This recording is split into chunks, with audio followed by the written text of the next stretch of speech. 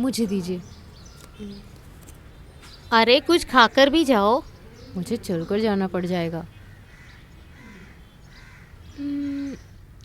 ये क्या है? इसमें तो नारियल की चटनी नहीं है। अरे मैं कहाँ जाऊँ नारियल के लिए? मैंने जानबूझकर तो नहीं किया ना। ऐसे भी नारियल का भाव क्या है पता है तुम्हें? सोने से भी ऊपर है। उसके बाद भी नारियल का भाव बढ़ाने की बात कर रहे हैं। इतना बड़ा नारियल बहुत महंगा मिलता है। केरला में गरीबों का पेट भरने वाले हाँ, नारियल पता को है उठाकर मुझे। बेचने की बात करेंगे तो हम जैसे गरीब लोग नारियल खरीदने कहाँ जाएंगे? सबकी इजाजत लेकर, नेता लोगों की परमिशन लेकर, किसानों की भलाई के बारे में सोचकर इस केरला में सब लोगों को मिलकर नारियल का प्राइस घटाने का प्रयास करना चाहिए। तभी हम लोगों को यहाँ पर नारियल की चटनी खाने के लिए मिल सकती है। तभी मिल सकती है। हे भगवान, अब क्या करूं मैं? सुबह सुबह उठकर मुझे परेशान करने में लगी है ये। मैं कुछ बोल भी नहीं सकती, तुरंत उसे पकड़ लेती है ये सब कैसे चलेगा? पैसों के बारे में ध्यान नहीं देने वाली इस पीढ़ी से बात करके क्या फायदा होगा? आपके जमाने में मिर्ची, प्याज और बैंगन एक ही भाव में बेचते होंगे। उस भाव की तुलना आज के भाव से मत कीजिए। समझ गई? मैं समझ गई मेरी माँ। अच्छा। तुमसे बहस करना तो मेरे बस में नहीं है। एक दिन इसे कोई जाल में फंसा कर ही ले जाएगा। दादाजी को दवाई दे दी क्या? वो सब दे दिया। दोपहर का खाना दे देना। और हाँ, बीच में चाय मांगेंगे तो दे देना। समझ गई? हाँ समझ गई। जो समझ में आने वाली बात है वो भी समझ में नहीं आई तो समझ में आने वाली बात भूल जाते हो। कुछ समझ में आया? ना समझने वाली बात तो खुद करती है। अगर तुम्हें अपने बारे में समझ में नहीं आता है तो मैं बताती हूँ।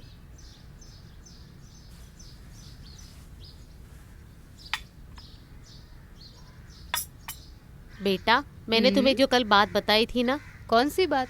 हमने कई सारी बातें की थी। आपका पता नहीं आप किस बात के बारे में बात कर रही हो।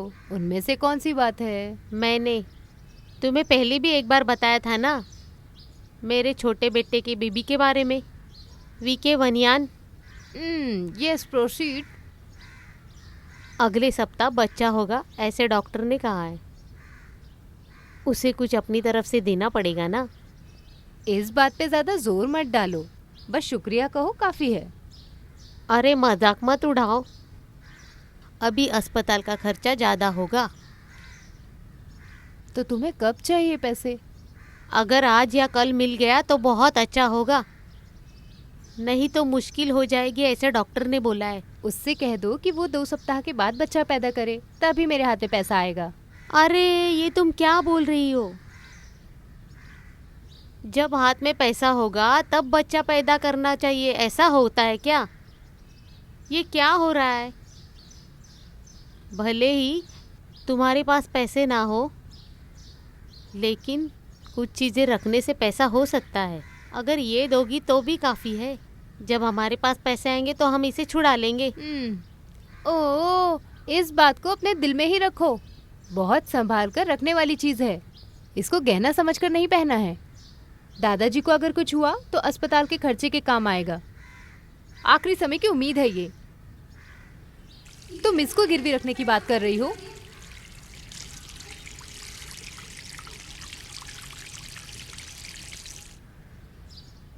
वो छोड़िए, मैं आपको कितनी तनख्वाह देती हूँ? तनख्वाह? क्यों मेरे मुंह से उगलवाना चाहते हो तुम? अरे बताइए ना दादी माँ, जनता जानना चाहती है। कुछ भी कहो, 10,500 रुपया ही है ना? सही है ना? मैं हर महीने आपको टाइम पर दे रही हूँ ना। 10-12 साल होने के बाद लोग बोलेंगे कि अయ్यो, ये बेचारी को बस अभी तक 11,000 ही पगार देते हैं। मैं कहीं और जाकर काम करूँगी तो कम से कम मुझे तनख्वाह 15,000 तो मिलेगी ही मिलेगी। कई लोग इंतजार कर रहे हैं मेरे काम का। अरे वाह, इंतजार करने के लिए तुम अभी भी जवान हो। सुनो, उस गांधी के सामने जाकर मत खड़ी हो जाना। हाँ। नहीं तो वो जड़ से तुम्हारी प्रतिमा बनाकर किसी को बेच देगा। वो महात्माओं की खोज में रहता है, खासकर उम्र में थके हुए महात्माओं की। बाहर किसी से पूछ कर देखो, घर में काम करने वाले को कितना पैसा मिलता है? सारा खर्चा देकर 15,000 गिन कर देते हैं। देखना चाहती हो? और क्रिसमस में कपड़े भी, मिठाई, बोनस, इस तरह से बहुत कुछ देते हैं। सुन लो, तुम तो क्रिसमस पे, ईस्टर पे ना कपड़ा देती हो ना बोनस देती हो। इसके बाद भी मैं तुम्हारे घर पे काम करती हूँ। मैंने तुम्हें पहले नहीं बताया, ऐसा बोलना मत। आपने ये बात मुझे बताई, ऐसा मुझे क्यों सोचना? मेरे यहाँ आने के बाद आज तक तुम लोगों ने कितना कपड़ा दिया है मुझे और कितना बोनस दिया है? कीमती चीज़ों को छोड़कर कोई मामूली चीज़ भी दी है क्या? बहुत हुआ नम्मा अगस्टन जी। दादी जी, वैसे आपको 16,500 पगार देने वाले मालिक की तनख्वाह कितनी होगी आपको पता है? और आपको बता दें, इस बेचारी सेल्स गर्ल को मिलने वाली तनख्वाह, एंड फॉर काइंड इन्फॉर्मेशन तो मैं आपको बताती हूँ, हर महीने मेरा पगार सिर्फ 8,000 रुपये है। समझ में आया? इतने में मैं कैसे गुजारा करूँगी? मैं बस यही सोचती रहती हूँ। वैसे भी इससे आपको क्या लेना देना? आप ऐसा भी सोच रही होंगी। फिर भी दादी, मैं आपको बता देती हूँ, मैं महीने का सिर्फ 8,000 ही कमाती हूँ। तो फिर 16,500 पगार देकर काम करने वाली को रखने की मेरी हैसियत नहीं है। मैं आपको पगार दादाजी की पेंशन से देती हूँ। उसके अलावा इस घर के बाकी खर्चे, दादाजी की दवाइयाँ सब चला रही हूँ। लेकिन दादी, आपने बताने पर मजबूर कर दिया। दादी, मैं आपको जो पगार दे रही हूँ वो बहुत कम है। अगर आप कहीं भी जाएंगी तो आपको कम से कम 15,000 मिल ही जाएगा, यहाँ से ज़्यादा। अगर आप गल्फ चली गई तो आपको 1 लाख रुपए भी मिल सकते हैं हर महीना। लेकिन इतनी पगार देने वाला लाख रुपए तो कमाता ही होगा। मैं आपको अपना पगार भी दे दूँ तो भी उतना नहीं हो पाएगा। आपको कहीं बाहर भेजना भी मेरे बस की बात नहीं है। दादी माँ, आपको ये घर और ज़मीन देखकर लग रहा होगा कि मैं बहुत अमीर घर की लड़की हूँ, लेकिन ये मेरे माँ बाप का बनाया हुआ बस एक हिस्सा है। मैं जा रही हूँ दादी माँ।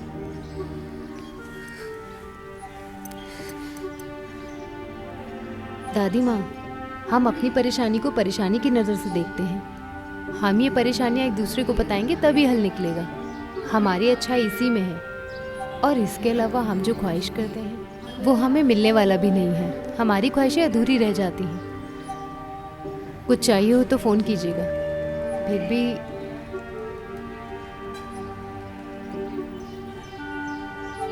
इस चेन को गिरवी रखकर तुम्हारा काम बनता है तो रख लो। गिरवी रख दो इसे।